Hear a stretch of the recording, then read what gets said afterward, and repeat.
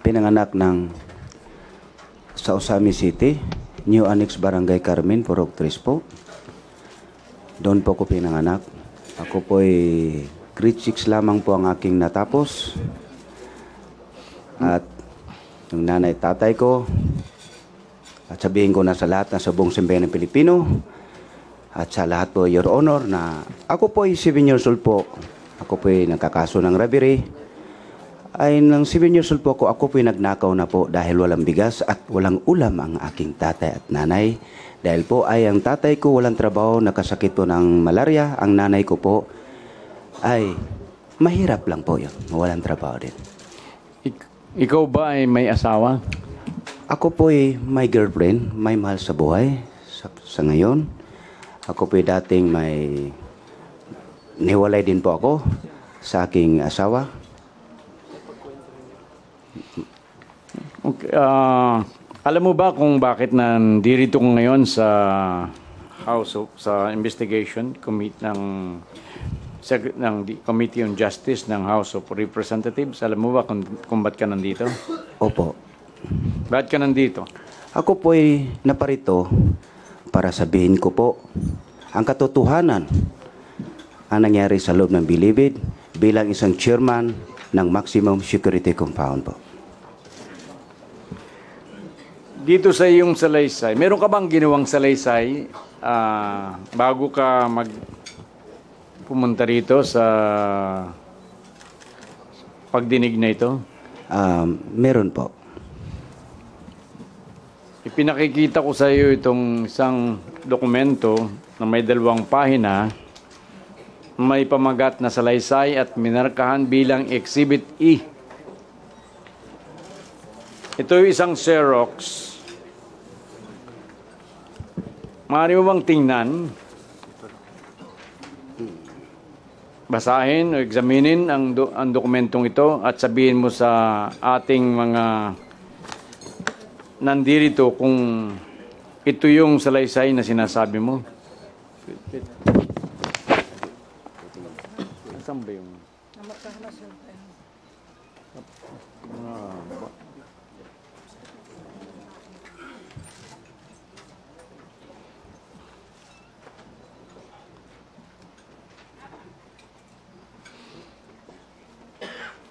Ito ba yun? Ito yun. Pero may narkahan na namin sa ito.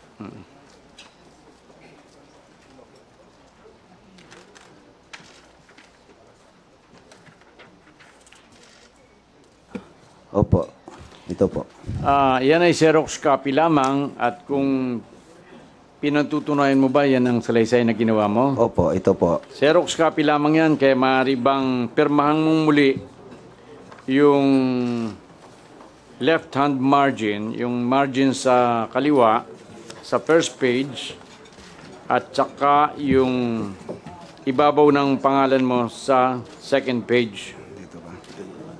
Dito.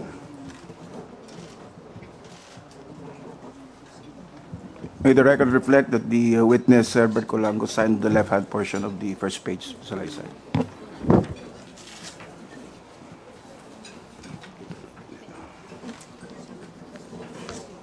In the lower right-hand corner of page 2 appears the name Attorney Dimiter U. Huerta. At sa ibabaw ng pangalang yan ay may pirma. Kilala mo ba yung kung sino yung taong yan? Opo, Your Honor. Your Honor. Sino siya? Si attorney, siya po, si attorney, Huerta po. Si attorney. Okay. So, meron po kaming ginawang additional marking dyan. Pwede bang pakibasa for the record, Attorney Villanueva, kung ano yung other markings na nangyari dyan? For the record, again, witness Herbert Colango signed again on the left-hand portion beside his name. Also, appearing on page 2 is a marking entitled Exhibit E-2. And above his name, typewritten name and signature, appears Exhibit E-2-A. And beside the name of the notary public, Attorney Demitir U. Huerta, appears Exhibit E-2-B. Yung bang mga pinirma niya ngayon bago ay mayroong mga markings na? None yet, Your Honor. So may we request that the two signatures affixed by the witness be marked in evidence as Exhibit E-2-C.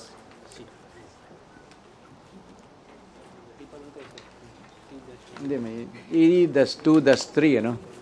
Tama. Ano yung last exhibit? Hindi, meron ng 2-B. Anong last marking nung? The last marking is Exhibit E-2-B, Your Honor. So E-2-C and the second signature affixed today as E-2-D. We'll make it of record, Your Honor, that I'm marking Wala, yun eh. the new signature. Bagong We request the CORSEC, Your Honor, to mark the signature appearing on Excuse me, the no? relevant portion. Attorney, ano bang, what is it that you're saying here? Ano ba? What is his role in speaking before this committee? We just make a manifestation, Your Honor, as to what has been done, Your Honor, for the record. Let the witness make that manifestation unless you are the interpreter. Are you the interpreter? No, Your Honor, I'm sorry. So, and Okay, Comsec, please. Yes, Mr. Chair. I'm sorry for that lapse. So may I request that the new signatures affixed by the witness, the first signature be marked as A-2-C and the second signature affixed by the witness as A-2-D. Comsec, please mark it. So may we continue, Mr. Chair? Please go ahead. Mayroon ba siyang salaysay na hawak? Hindi, kahit Xerox lang, mayroon ba siyang... In your salaysay or affidavit, dated September 13, 2016, Mr. Chair, can we ask the good secretary to speak in Tagalog? Kasi, Opo. Tama nga pa. Yeah. Sorry. Noong dyan sa salaysay na ginawa mo, noong sinabi mong noong January 2014 ay nilapitan ka ni JB. Bakit ka nilapitan noong... Opo, Your Honor. Pinatawag niya po ko sa procedure side po, doon sa studio sa compound niya. At pumunta po ko doon ng first week, January 2014. Okay, para maliwanag tayo, ano ba yung prestigious side na yan? Ipaliwanag mo nga. Ang procedure side po, area po niya yon. Siya pong chairman doon. Ako po, ang area ko po ay Carcel side. Ako po ang isang chairman din doon. Pero mas malaki ang mas marami ang aking hawak na sa area is 8 pangkat po. Sa kanya po ay 4 lang, ipang-5 sa kanya pangkat. Bali, Yun namang sa'yo na Carcel side, opo. ay ilan ang hawak mo? Mas marami at lahat ng mga karamihan sa 70% siguro nasa akin ang mga big time drug lords sa area ko. So, bakit ka nilipitan ni JB nun? Yun po ang sabi niya, nag-usap kami. Pare, tulungan po natin si ma'am, si secretary. Sinong tutulungan? Sinong ma'am yan? Sinong secretary yung sinasabi niya? Secretary de Lima. Oh. Para pundo para sa 2015-2016 election. So, anong gawin natin pare? Sabi na, mag-teamwork po tayo. Sabi ko, alam mo na yon, yung tayo ng mga items, iano mo doon sa area mo. Sabi ko, dahil sa totoo lang po ay wala man akong tiwala po doon kay GB, dahil sabi ko lang, oo. Wala akong tiwala doon po dahil sa totoo lang po ako yung overall chairman. In-appoint po ako ng overall chairman si OIC Director Rafael Ragos po. Siya po nag-appoint sa akin. overall chairman. Ngayon, ilinigawan niya ako, gusto siya mag-vice chairman. So marami mga bulong-bulong, kung mag-vice chairman, baka namang senaryoin ka, siya na mag-chairman. So hindi ko binigay yung pagka-vice chairman. Ito naman po si Assistant Director Cruz, ay pinapirma po ako ng English. Pinasa ko sa yung ibabaw, correction order. Anong order? Anong pangalan? Correction order, katulad sa akin. So sabi ng orderly, pinapirma po ni Assistant Director mo, si Assistant Director, si Cruz. So hindi pwede ako magtatanong si Assistant Director po. Ganon ba? Pirma. Basa-basa, kunwari nabasa ko, pero hindi ko naintindihan po. Pinirmahan ko po ngayon. Yun pala, yung pinipirmahan ko pala, pumayag daw ako at nag-usap kami, nga pumayag po ako, siya ng chairman doon sa kabila at sa akin yung Carcel session sa presidio. So, pinatawag po ako ni OIC Ragos nung time na yon at paalis na siya 2 days before, tinawag ko. Alam mo ba itong pinirmahan mo? Binabasa mo ba ito? Opo, sir. Ay, siyempre, nagyayabang na ako, opo, sir. Pumayag ka ba na na siya kanyang procedure sa iyong Carcel side? Ay, hindi po, sir. Hindi ko sa tutulong po, sir. Rechecks lang po ako. Hindi ko naintindihan pong pinirmahan ko. Yun, sabi niya, wala akong magawa dahil po pinirmahan mo na. Yun, hati na po ang bilibid po ngayon. So ngayon, ang sabi ko na, ituloy ko lang po sinabi ko na oo lang ako, hindi na po ako bumalik noong January. Yung nausap kami January, first week ng 2014. After mga 2 weeks ng January, ng second week, si Junel Sanchez po ang pumunta na sa akin doon. At yung security aid ni Secretary de Lima. Okay, Sabi niya. gawin nating question at saka answer, ha? Okay, apo. Tanong at sagot. Apo. Okay. So, yung bang, anong naging dahilan at nawalan ka ng tiwala kay JB Sebastian? Ayun po, yung kasi kaibigan po niya si Assistant Director Cruz. Close po sila at yun doon ako nagtatampo at parang wala akong tiwala dahil hindi ko binigay yung pagka-vice chairman niya. Pinapirma nila ako po ng correction order na English po, nga hindi ko naintindihan English at pumirma naman ako. Yun pala, nahati na pala ang nakasulat po doon. Hati na kami. Pumayag daw ako nga siya ang mag-chairman doon sa kabila. Pero sa totoo po, hindi po. Okay. So, saan ba itong Presidio side at Carcel side? Saan yan? Sa maximum sa loob ng Bilibid po. Sa maximum security compound. Ngayon, pag sinabing chairman ka ng Presidio side or Carcel side, anong ibig sabihin yan? Pag chairman ka, sa labas po yun parang gobernador po ka. So yung mga commander parang mayor po yun. Ganon po. At ang correction order po namin ay parang director, superintendent, tapos chairman. Parang ganon. May power po kami doon. Kaya po namin magpatapon ng mga inmate. Kasi kami po ang inappointan director, kami po ay ang superintendent, kami po ay binigyan ng power doon sa aming sakupan. Saan ninyo ipapatapon yung inmates ninyo? Pwede po kami gagawa na pong report at i-submit po namin sa superintendent or kay director, ibulong po namin, kaya po namin. Right. So, bakit mo pinirmahan nang hindi mo naintindihan yung papel na pinirmahan mo? Ayun po, kasi ako po ay marunong ko magbasa ng English pero hindi ko makaintindi sa mga binasa ko po. So, mula noon, nawalan ka ng tiwala kay Mula noon JB Sebastian. Ayun, sino may binanggit kang isang Jonel Sanchez? Sino ito?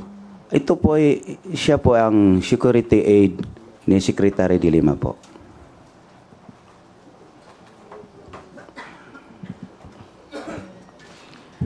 Meron ka bang naging pag-uusap kay Jonel Sanchez? Opo, yung pumunta po siya nung second week, 2014 January po. Sabi niya, bakit di ka bumalik? Nag-usap na pala kayo kay JB. Anong ibig niyang sabihin? Bakit hindi ka bumalik? Yung pinag-usapan namin tulungan natin si Secretary de Lima, mag-teamwork po tayo para pundo sa 2015, sa 2016 eleksyon na pare. Ano ngayon ang sinagot mo? Ang sabi ko ay, Sir Jonel, ay sa totoo lang po, wala po akong tiwala doon. Baka gamitin lang ko i-bumper niya. Tapos, siya pa ang babango kay sekretary. Ay, sabi niya sa akin, ganito na lang, huwag na kayo mag-away. Yung kalimutan na yung tampuhan ninyo. So, kasi pag mag-away pa kayo, baka maipiktuhan ka, chairman. Malaki pa na hawak mong area mo, sabi niya. So, Okay, kalimutan mo na yung tampo mo, yung pinapirma ka ganito. So, ganito, yung ako na lang mag-ano sa inyong dalawa, pero, sabi ko ni Sir Jonel na, Sir, kung ikaw, Sir, ang mag-bridge sa Mindelawa, basta ayaw ko makausap kami uli, papayag po ako. At least, diretso po sa'yo, at least, alam din po ni Secretary de Lima. Yung parang mabango din po ako sa kanya. Okay, so ang ibig mong sabihin ay pumayag ka dun sa alok ni Jonel Sanchez? Opo, sabi ko, sige, kausapin ko muna, sir, yung mga membro ko, kung ilan ang kaya. Hintay muna. Okay. Paliwanag mo nga, ano ba itong pinagagawa sa'yo ni JB Sebastian at ngayon naman ay ni Jonel Sanchez? Ano ba yung pinagagawa nila sa'yo? Kasi ang usapan po namin una ni JB Sebastian ay tulungan ko siya sa pagbibinta ng shabu. Ngayon, oo lang ako. Tapos, nung 2 weeks, first week po kami nag-usap January 2014, yung second week po, si Junil lang pumunta doon sa akin, Your Honor. Sabi niya po, Your Honor, sa akin, bakit hindi ka bumalik? Nag-usap na pala kay GB. Ang sabi ko sa kanya, Sir Junil, wala akong tiwala doon, alam mo naman. Baka gamitin lang ko, baka i-bumper lang ako. So siya pang mabango kay Dilima, bako ako naman sabi ko, kung ikaw naman, Sir Junil, parang siya magbe-bridge sa amin, basta wag na lang kami mag-away.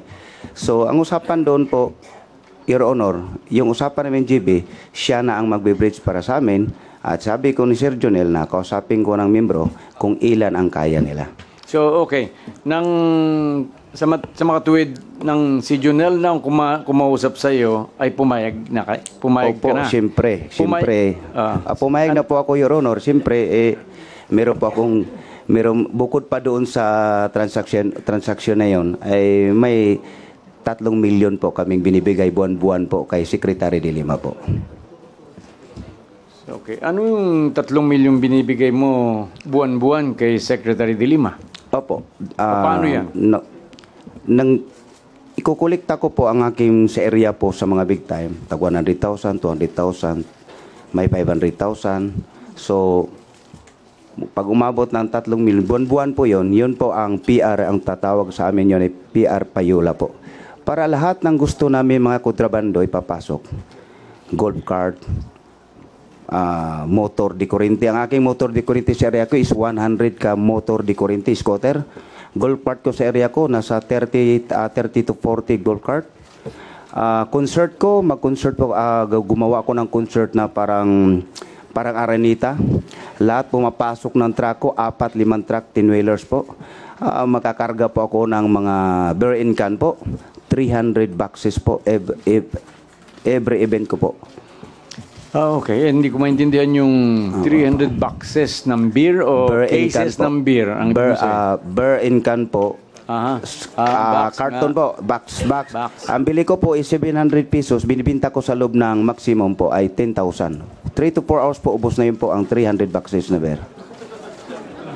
Yung... So, ilang... At saka... ilang 10-wheeler truck ang pinagkakargahan yan? Isang 10-wheeler na truck na close van po yon. At saka 3 kalahating 10-wheelers po yon. Pang-5 pong generator po. Kasi pag mag-concert po, hindi po pwede kayang kuryente ng Bucor. Kailangan generator po. Ang gagamitin mo is 350 kVA po ang ginagamit po pag mag-concert po ako. Talaga, 350 kVA? Opo. Okay. Isa-isahin natin yan. Opo. Yung bang pagpasok ng beer ay Kala ko bawal yan sa loob ng bilibid. Pinakabawal po ang inumin na makalasing po, pinakabawal.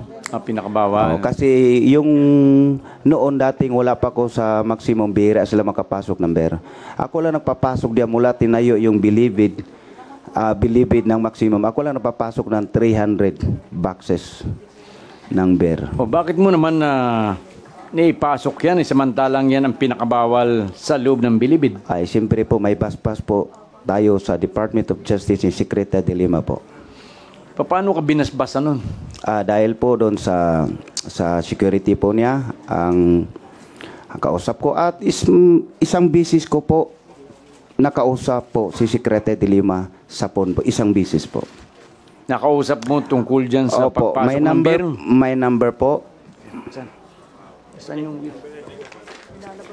At tagal-tagal kong hinahanap tong number na po dahil mula ni Red po kami sa maximum, mabuti na lang nakita po sa aking pinsan. Anong papel yan? Ito po ang number po ni Secretary de Lima po. Paano mo nakuha yung number niya? Noong January 2nd week 2014, yung may instruct na po siya nga siya magbe-break sa transaction sa Shabu. Sabi ko, siyempre nagduda po rin ako, imposible, sekretary.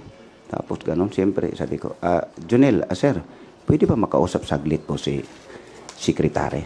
Okay. Bago yun, ano yung number na nakalagay dyan? Basahin mo ng malakas. Teka ma. Yung mata ko. Mababasa mo ba yan? 0917-842-1831 po. 18 or... 19 pala. Sorry po, Your Honor. 842-1931. 1931. Opo. Sinabi mong yan ay... Paano mo nakuha nga ulit ang cellphone na yan? Bigyan mo ko cellphone. Cellphone. Hindi. pwede ka Sino hawakan. nagbigay sa'yo yan? Paano mo nakuha yan? Ito po, ganito po yung ano. Paano pangyayari? Yung pagsabi, gusto ko lang malaman, i-confirm at nagmula nung 2013, October, nag-umpisa na po ko nagbigay ng 3 million kinukuha po ni Jonel sa aking talent manager ng banda. 2013. 2010, doon ka nag-umpisang magbigay ng quota Opo. kay Secretary de Lima ng 3 million per month. Opo. Okay. Tapos, nung hindi ko nakausap si Secretary hanggang January, nag-usap kami ni Sir Jonel, sabi ko, at lalo na yung may instruction na naman daw si Ronnie Dayan, sabi ko, pwede ba makausap si Secretary? Para yata kang tiwala. Hindi, ano lang, siguraduhin ko lang na kahit saglit lang po. Sabi niya, sige, para maniwala ka, i-dial mo. I-dial. Dinidictate niya. Cellphone, pwede pa iram cellphone. Attorney. Yung mic mo. Okay. Sige. Sabi niya, sige, dial mo. Dictate. So, dial ko. Itong denial ko po number. Pagkatapos, pindot ko. Pag pindot ko, lumabas yung ma'am. Tapos, sabi ko nga, ikaw man nakausap. Sabi ko, ikaw man na makausap. Sabihin mo, kausapin ko. Siyempre, di ba, kausap niya. Sabi niya, hello po ma'am. Itatapos. Sabi ko, hello po ma'am. Kausapin ka saglit ni Herbert. Sabi niya sa akin, sige. Ang sabi ko sa kanya, ang sabi ko po ni ma'am, Herbert, sabi niya sa akin, kumusta? Siyempre, baka ang isip ko naman, baka kunwari si sekretary to. Siyempre, pero yung boses niya po, dahil lagi ko po siya napanood sa TV, talagang siya po. Sabi ko, ma'am, confirm ko lang po, nandito po si Sir Jonel. May instruction po sa akin. Sabi po niya, okay, bahala na kayo diyan. Ma'am, I confirm ko rin po yung October po, nagmula po siya, kinukuha, nag-umpisa po siya doon sa October 2003, kinukuha po niya yung 3M po. Okay. Herbert, thank you. Yun lang po ang usapan namin doon. Maikli lang po yun. So, mga anong buwan yan nang nag-usap kayo sa telepono? January 2nd week po, ng 2014 po. So, October nagbigay ka ng 3 million. November nagbigay ka ng 3 million. Opo. December nagbigay ka ng 3 million. Opo. January, kinausap mo si Secretary de Lima. Kasi magmula noong October po, pagbibigay, kinukuha po ni Junel yung pera na 3 million, ay hindi ko nakausap. nung time na yun, may panibagong utos sa akin, yung shabu na pinag-usapan, ay gusto ko lang makausap si Secretary po. Kahit saglit. Pero yung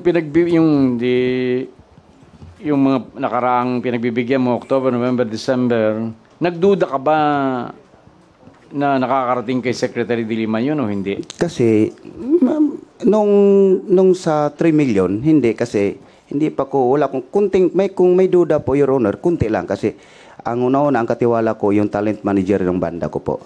Tapos, hindi lang po si Junel po ay yung security, kung hindi, yung kanang kamay secretary mismo sa opisina ni Secretary de Lima na si Ma'am Lins po ay Anong pangalan? Ma'am Lins. Ma'am Lins. Oh, Lins po ang yung talent manager ko po ang kasi sila pong close. Anong pangalan niyan, talent manager mo ngayon? Si Renanti Diaz po. Renanti Diaz po. Reynante Diaz. Ngayon, nung kausap mo siya sa telepono, paano mo naman nasigurong siya yung kausap mo na si Secretary de Lima? Kasi po lagi ko nanood ng TV at lagi ko po siya yung boses niya, nabusisan ko po siya. So talagang boses na boses niya. Sobra pong boses. 100%? 100% po. Mr. Chairman, can I just manifest to the chair that we secured the number of Mr. Golanco and summon the service provider to get a recording and time of those conversations. Okay. I so move, sir. Opo. What is your number, Mr. Golanco? Ang number ko? Hindi po. Ang ginamit pong number po kay Sir Junel po, Your Honor. Sir Junel. What is the number of Jonel? Do you know? Hindi ko na ano po. Pero may alam po yung yung secretary ko, talent manager ko po ng banda. Siya po nakalam. Sila po ang close po ni Sir Junel. Will you please submit that number to this committee? Attorney, kay Renanti Diaz po yung number. So anyway, Secretary, please submit that number so that the request of the minority floor leader can be carried out. Yes, Mr. Chair. As a matter of fact, we have a first certification with respect to that number. And this certification was issued this morning by the Department of Justice because it appears that the telephone, as read by the number, as read by the witness, belongs to the DOJ. And this is, the certification reads for the record, and I quote, Republika ng Pilipinas, Kagawaran ng Katarungan, Department of Justice, Manila. Certification. To whom it may concern, this is to certify that the Globe Plan issued to former Secretary of Justice Laila M. De Lima with cellular phone number 0917-842-1931, the number read by the witness, account number 757-87131, covering the period from September 2012 to October 2015, was paid by the undersigned, being the special disbursing officer. This certification is being issued for whatever legal purpose it may serve. Issued this 20th day of September 2016 at Manila, Philippines. Signed, Leandra C. Cordova, Cashier 2. May we request that this certification be marked as exhibit? Letter J. But J. Please mark it. As exhibit letter J. Now, what about the number of Sanchez, the one that was used to call? We will That ask. number. We will ask Mr. Chair what's the name of your manager? Talent manager ko po. Your Honor, Renanti Diaz po. Pwedeng makatestigo siya dito. Opo. So we will get the record of his cell phone if there is still a record. Please, Mr. Chair. please do that. And if we need to summon him here, then we will do so also. But we give you that opportunity to bring him to this hearing. And if this honorable committee will subpoena Globe Telephone, then we'll be thankful about it. We will, the COMSEC is hereby directed to make the necessary request to Globe Telecom. But just before that, why do you have a telephone? Kaninong telepono ito? Yung, Ay, kay Secretary de Lima po. hindi, yung hawak mo. Ay, Sa akin po ito. Hindi lang for demonstration purposes. Ganun. Kala ko. sample na po yun, sample po. Paano? Sige. Please, Congressman Tevez. Yeah, thank you. Interjection lang, tama yung sinabi ni Minority Leader na isamon yung Globe. Sa akin lang, may certification anong number na binigay, no? Pwede naman kunin lahat, kahit kaninong number. So, para sa akin, mas importante din, ma-certify din yung isang number kung pwede at makuha more or less yung time and date ng pag-uusap para pag mag-summon tayo ng telco provider, mas madali nilang mahanap. We will let the Department of Justice Secretary, we will put him to task on that particular point. Thank you. Yes, Mr. Chair, as a matter of fact, we will be very thankful kung tutulungan kami ng this committee obtain the records of that cell phone and the cell phone of assigned to Secretary de Lima. Hindi, nasa inyo na yun di ba? So, nakuha mo na, may certification. Ang sinasabi, yung isang telepono, which is more in the control of the witness, which you can also obtain through him. So, and then, we will be able to match. And we will also be submitting, Mr. Chair, the bill for that particular telephone number used by Secretary de Lima. For the period August 16, 2015 to September 15, 2015. So it's just last year. And billing period 3 September 2012 to 15 September 2012. So these are the billings for that particular telephone number. So, May we request that the same be marked as Exhibit K and L respectively? Mr. Chairman, before the good secretary will continue with his direct examination, in relation to that call with the witness, with his talk with Secretary de Lima over the phone, may we know what time and what day, if he can still recall, for record purposes? Matatandaan mo raw ba, Ginoong Colangco, kung mga anong petsa o oras nang kayo'y mag-usap ni the Secretary de Lima gamit yung cellphone ni Jonel Sanchez? Hindi ko na matandaan po natandaan ko po yung oras siguro nasa hapon yun, mga 1 to 2:30, ganon. Ganon lang siya, hindi ko mainsakto kung talaga hapon yon, pero yung araw tanungin ko muna yung si Rinanti Diaz kasi nandun siya kung anong araw talaga yon, kung anong buwan. Pero ano po yon, ang buwan, ang 2014 po, January. Pero yung araw lang po yon, Your Honor, hindi ko mano. Pero yung oras nasa 1 o'clock, 2 o'clock to 2:30 ng hapon po. Yung pizza, yung ano na lang po, yung pizza po ay hindi ko sigurado. Yung pong certification na in-issue ng DOJ this morning ay from the period September 2012 to October 2015. So pasok yung araw na yun. Okay, so let a subpoena be issued for purposes of duces tecum lang. Duces tecum and testificandum. Sinong magte-testify? The one...